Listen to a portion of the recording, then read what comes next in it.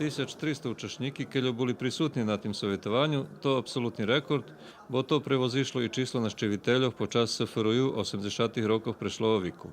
Як і все, на сході було слово о сучасному приступу у оплемнюванню рослинах, о фундаментах прецизної поліприроди, о напредзуванню продукції želenjavi, можливостях завиву жита до Єгипту, o vitrimnovnosti korovčov na herbicidi i o šitskih drugih značnih aspektov sučasnej poljoprivredi.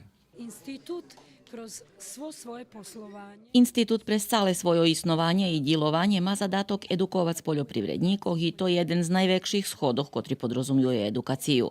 Mi tu prezentujeme fundamentalni naukovo vyhľadovanja, ali takže bi ih rozumeli i agronomi i sami parasti.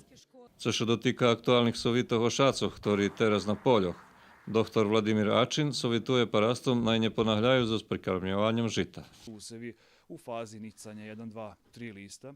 Šaca teraz u fazi z jednim, dvoma abo troma listočkami i taki rošljini njemaju potrebu za velikim količestvom azotu, ta nje treba ponahljati s prikarmljovanjem, bo tot azot voda zmije do nižših pasmog žemi, skore jak coho plitki korenj žita najze. Czas za prikarmljowanie bude aż końcem februara i na początku marca, a poneže rośliny niegodni dać wielki urożaj, potrzebne i azotu dać mniej. To nie waży za šaca, ktorí vyključkali načas i ktorí u normalnej fazi rozvoju, ale tih jest bardzo malo. Taki šaca treba tretirovati jak i zvyčajno.